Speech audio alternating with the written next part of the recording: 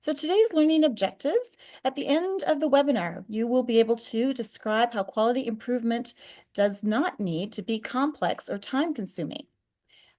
Incorporate a framework that guides healthcare teams in deciding what to improve for greatest impact, and explain how to involve team members and patients in meaningful quality improvement.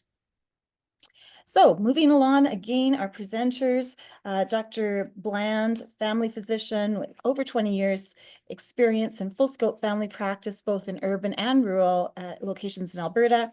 She moved to Canada from the UK in 2001, having completed family medicine training across like England, Scotland, Australia, and New Zealand. So she's kind of been all over the place. She's the medical director of a 24-bed hospice in Calgary and medical lead for mental health at Calgary Foothills PCN. And as I mentioned, she's a physician lead with AMA and a healthcare improvement fellow with Choosing Wisely Canada. Dr. Janet Craig, I have been known her, or at least known of her, for a long time. She's a family physician in Edmonton since 1991. And has been working with AMA ACT as the ACT physician lead since 2019. So she has helped bring along the program since that time. So our host for this evening, or our first panelist, I should say, is Michelle Henne. As I mentioned, she's a senior consultant, but she's also a certified executive coach and certified leads in a caring environment specialist. And she is going to start us off with QI Simplified, practical application for healthcare teams. So thank you, Michelle. Thank you, Shelley. Welcome everyone. And as always, this evening, we're following the Leads in a Caring Environment framework for leadership development in healthcare. And tonight's session on quality improvement falls under the Achieve Results domain and addresses the capabilities of assess and evaluate and take action on implementing decisions. So this quote is by Helen Bevan, and if you haven't heard of her, she is a leader in the world of quality improvement. She's from the NHS in the UK. And a lot of the work that she and her peers do is to try and make quality improvement more accessible. So while QI can be complex for sure, especially for large-scale organizations, it doesn't always have to be so rigorous and technical. And the most important thing to know is that the people doing the work really understand the work they're doing, and that they're always testing and tweaking the processes and finding new ways to do things better for patients and more practical ways to do things for the team. And so that's what we want to talk about tonight, is how can we really think of it in a simple way instead of letting it overwhelm us, the idea of doing quality improvement. So in essence, what we're looking at is we want healthcare teams to embrace the idea of a culture of continuous improvement. And so teams that are always trying to make things easier. And quality improvement can actually do that. It can be very simple and straightforward and really work to make everything flow simpler and easier. So in many cases, quality improvement is driven by discomfort, by that pebble in your shoe. And that pebble might be in the physician's shoe, it might be the team's shoe, or it might be in the patient's shoes. And it's that awareness of the pebbles and the annoyance from those pebbles that drives us to want to change our situation. So sometimes we're doing quality improvement more informally, just to alleviate a source of discomfort or annoyance. But if we can apply some basic QI science to it, efforts can be a lot more efficient and effective. And there are a lot of QI models out there. And in healthcare, the model for improvement is one of the most commonly used. And teams in this case work together to answer three key questions. So what are we trying to accomplish? Or what pebble are we trying to remove from our shoe? How will we know that a change is an improvement? So how will we measure before and after to know for sure if it's actually getting better? And what change can we make that will result in an improvement? And then you take those ideas, those hunches about things that might remove that pebble, and you test them by running them through small iterative changes in what we call a plan, do, study, act cycle, or PDSA. All right. So today's focus, though, is not on the model for improvement. It's on a tool that you can use to decide what you'd like to work on. Basically, how do you choose your pebbles? And it's called the Listen, Sort, Empower cycle. And this is a tool that's been used by the Mayo Clinic for many years. And we're going to explore an adapted version of that today. It's a simple team-based way to address those pebbles in your shoes and reduce burnout by focusing on systems and behaviors rather than blaming individuals. So it helps teams to identify and tackle problems together, which creates a more supportive, efficient, and really engaging work environment instead of coming from the top down. This approach empowers clinicians and teams to be the problem solvers. And that really strengthens teamwork, leadership, and morale while improving patient care. So it's all good stuff. So the listen, sort, empower cycle can be used as that precursor to help the team decide what work that they're going to choose to work on that will have the most impact in their experience and in the experience of patients. So let's take a closer look at the model itself. We start with listening, and there are a number of ways to find out what those pebbles are in people's shoes. The most important thing here is to hear all of the ideas in a no shame or blame environment. So you could have a portion of a meeting that you already have, but just dedicate a part of it to naming the pebbles in our shoes. Or you could organize a facilitated conversation, and sometimes people will bring in an external person to facilitate that conversation, or they might designate an internal person, but the key is that that person stays neutral and just ensures that, again, it's that no shame or blame situation. And you can also have a suggestion box. And so this works for clinic teams, but it also works for patients. The key is that you regularly open up that box and read the suggestions that are in it and make sure that the patients or the team know that they have been noted and they're brought up to review. And sometimes to let patients know about that can be, you have to be a bit creative. So I did encounter a clinic in Alberta where they painted one of the walls in their hallways leading down to the exam rooms with chalkboard paint. And so they would put the pebbles that the patients had identified and they would write them on this chalkboard wall, and then they would show their model for improvement work and talk about what tests they were changing and what their measures were, what the data was showing. And so patients really felt like their views were valued and the clinic was listening. Same thing with the staff. And a lot of teams will have a whiteboard up in their staff room where people can just jot down ideas as they come up. So it's pretty anonymous unless someone were to see them writing, but for the most part, people just write down what are those things that are just bugging them in the course of their day. And the key, though, always is that it's safe and impartial. So however you gather it, there's no judgment involved in what gets collected. So this is an example of what you might see written on a staff room whiteboard by various members of a primary care clinic team. So we've got things like muddy and wet footprints in the halls and the exam rooms, and patient no-shows are an annoyance. We've got a problem with stocking the exam room. The clinic needs repainting. There is a problem with patients waiting a long time to hear about their lab results. Wait times for referrals are high, and there's a lot of late day squeeze-ins, and there's nonstop phone calls at reception. So these are the pebbles that have been gathered in the primary care clinic. As an example from a hospital setting, they've got delayed med reconciliation on discharge, lost diagnostic imaging orders, shortage of IV pumps, family members wanting updates, which is resulting in extra calls and pages. They're just generally understaffed, and people are getting alarm fatigue from the monitors. So some teams might choose to have an annual session. And again, psychological safety is the most important thing in this type of setting. So having someone external to facilitate might be important here. And these questions are from the Mayo Clinic group, and they recommend them if you're going to go that route and really have a deep conversation to uncover what are the sources of challenge for people on the team, and then also, what do they want more of? So you can see the questions run from what works well in your workday and what's most meaningful to you in your work.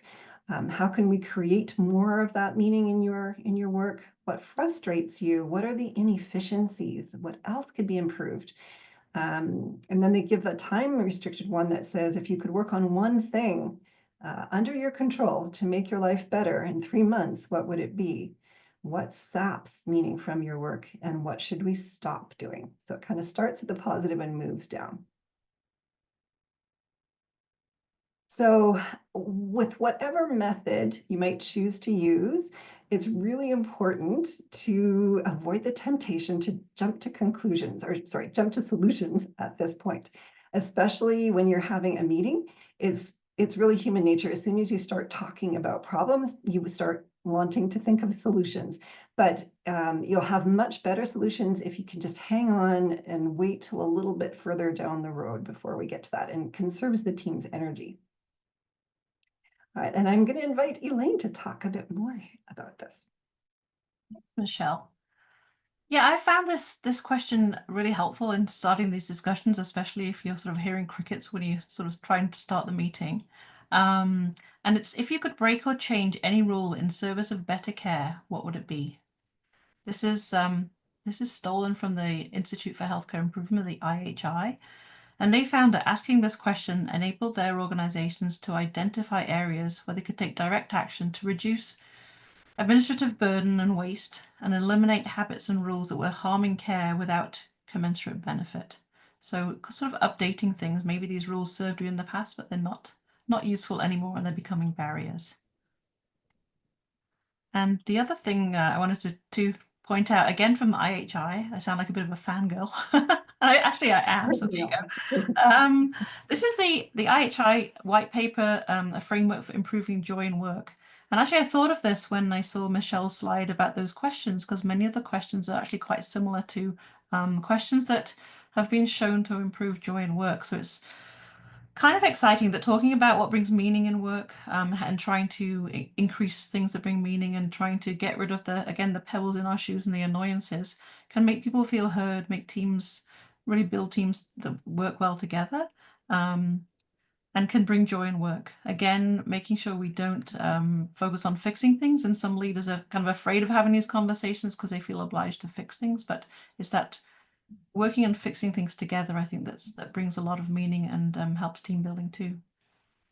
Yeah, absolutely, Elaine. And it also has been shown to decrease rates of burnout, and that also decrease rates of turnover. And yeah, so lots of good things can come from focusing on joy in work. Thanks, Elaine. So let's get back to our listen, sort, empower cycle. And our next step is to sort those opportunities that have been identified, those pebbles in the shoe.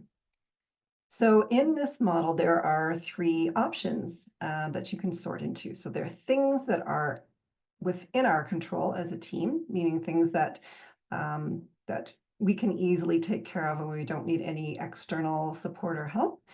And then there are things that we would need to influence. Maybe it's behavior of patients, or maybe work with someone else on. Maybe the clinic is owned by someone else and that owner needs to be engaged in whatever the change is. Or maybe there are things that are completely out of the clinic's control. And those are often things that the system really needs to work on. A clinic or a hospital unit wouldn't really have any means of addressing it themselves. So if we look at our family practice team example, they sorted the muddy footprints, the exam room supply stocking, painting the clinic, lab result notifications, and late day squeeze-ins into that category of things that are within our control. And then they sorted patient no-shows and the busy phone lines into that area that would require some influence or shared responsibility, because patients would have to be influenced in these areas. And also with the phone lines, they might need approval from the clinic owner to perhaps add more phone lines or whatever the solution was they came up with. And then out of their control, they deemed wait times for referrals and patient online booking, because their EMR doesn't appear to have a means for adding that. So then they take those potential opportunities that they've identified, the ones that were within their control, and maybe even the ones that they just need to influence, and they prioritize which ones they're going to work on, because that was a pretty long list, and maybe eventually they'll get to all of them. But if they only have so much time and energy, they really want to hone in and focus on the things that are going to have the most benefit. So in the Mayo Clinic model, they recommend this impact feasibility grid. So teams plot the opportunities, and those that they found think that are highest impact and have high feasibility, meaning that they have sufficient resources and support available immediately, those would be priority 1. And then those with lower impact but have available resources and support would be priority 2.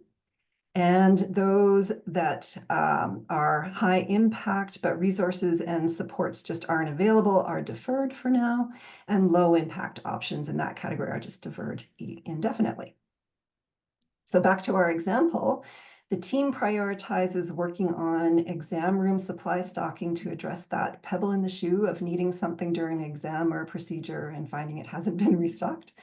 They also want to prioritize reworking their lab result notification process. And the muddy footprints and the late day squeeze-ins are feasible to work on, but the impact on patient care would be lower or less helpful. So they may work on no-shows and busy phone lines later, but they'll put off painting indefinitely. I'm going to turn it to Janet now.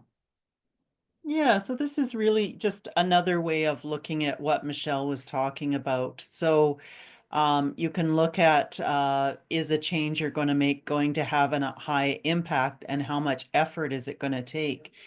And ideally, you want to implement or work on the things that are high impact and low effort. So that kind of lime green square at the top left. So, Michelle also said some other things that make a lot of sense. Avoid the temptation to jump to solutions. So I used to do a lot of work with clinics about their access. And for clinics that had long waiting times, one of the things I'd say is, why do you think you have, such a long waiting time? And almost always the clinics would say we have high no-show rates. So then my first question would be, what is your no-show rate? Because, if you don't measure, you just don't know, right?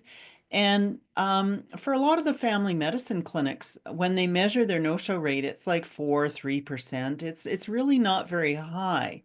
So if they were going to work on their no-shows and budget from 4 to 3% or 3 to 2%, it really isn't going to have a big effect on their access or their wait times. But, in about 10 or 12 years ago, I worked with an Edmonton specialty clinic. They had a 9-month wait. They were really the only clinic that did what they did around in the city, and they had a 25% no-show rate. So imagine if they get their no-show rate down to about 7 or 8%, which they did quite quickly, it brought their waiting times immediately down to 6 months. So that was something that had a huge impact and didn't take a lot of effort. Whereas the family medicine clinics, if they work on their no-shows, it might take not much effort, but it's not going to have a very big impact. So just something to think about. And, I hate to always talk about measurement, but if you don't measure, you don't know. So before you decide what to work on, you really need to do a pre-measurement, and then after your change, do a post-measurement. Thank you. Yeah, thanks, Janet. It makes good sense. What did they say?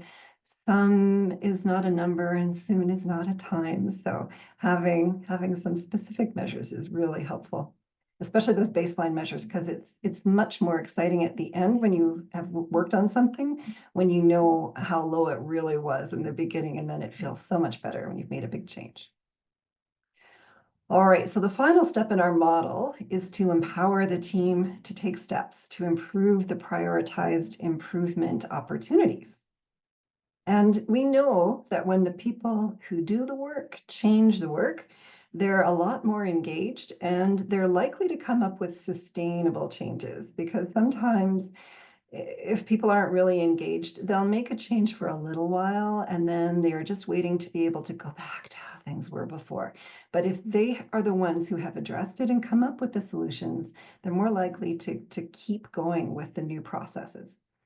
And another thing to note is that when the team is empowered to lead the improvement rather than waiting for someone else to do it, it can make a huge difference for physicians and other leaders. So instead of having people coming to you and just complaining about what's not working, they're bringing issues forward to be addressed and fixed by the team. So for anyone who has been part of a culture of improvement, it's a really energizing way to work. Now that our team has their list of priorities and they can address each one now by thinking about how can we run this through the model for improvement. So they'll clarify what it is they want to accomplish, define the measurement that they're going to use to know whether it's making an impact or not, and they'll make sure to get that baseline measure before they actually start changing anything. And then they'll select the specific things they want to test, those changes that could result in an improvement, the hunches that they have, and they'll run them through those small iterative PDSA test cycles. And Aline, can you tell us a bit more about those? Oh, so I think the key with the PDSA cycle, and I'm sure you're all very familiar with them, is that they're quick. They're quick and that you build on them. So you keep the success and you kind of change things. If you've got an unintended consequence or something didn't work, you can try something different. And it might even just be for one patient, one session, one day, one week. And then you need to sort of make a bit of a plan as to how you're going to keep the momentum going, so that you're looking at things, seeing what works, seeing what doesn't work, and decide ahead of time who's going to review that and who's going to decide what's good to keep and what isn't. So you might decide to do that at a team huddle or something like that. So for example, if you wanted to look at the lab result notification, somebody might say, hey, we should get more people to sign up for My Health so they get their own lab results. Or you might decide you want to have one of your nurses call people. So you can try some different things and then see what works and see what unintended consequences there are and see if you need to make any changes. Yeah, and Elaine, I think the other thing that I really find helpful with this approach, and you mentioned starting with just one patient and maybe just with, if you're in a larger setting, one physician. And there's always a lot, you might be testing a few different things before you land on the one that really works. And that way you've worked out all the bugs, and then you can spread it to the rest of the physicians, the rest of the clinic, or the rest of the unit. And it's more likely to be accepted and adopted because you've already worked the problems out and have found something that works. So yeah, it's a great approach. All right, and if you would like to learn more about that, about the model for improvement and the larger scope of quality improvement, we really encourage you to attend one of the upcoming PIP support sessions, and the one that's specifically called Quality Improvement Basics. And they're scheduled quite frequently. You can see there's one coming up March 12th and one on May 6th, and we'll continue scheduling them into the future. And the nice thing is you learn more about it, and you can also leave with your QI PIP requirement completed, which is always nice. And then we also have some recordings of previous Physician Leadership Network sessions, and there was one specifically on quality improvement that might help if you want to learn a bit more about it. And we'll send those out. You'll see Alex has been popping things into the chat as we've been talking, and links to those are included. And those links will also be in the summary email, so you don't need to worry about grabbing them now if that's not convenient. So I'm going to turn it back to Shelley now for our breakout room discussion. Just so you know, these are the discussion questions we're going to have. They will be in the chat, so you'll be able to see them. The first one, if you could break or change any rule in service of better care, what would it be? Aha, that's Elaine's question. So we're going to allow people to weigh in on that. Think about your work environment. What barriers might you have to listening in your setting, and how could you mitigate them? And our third one is, how would this concept of listen, sort, empower be received by your team?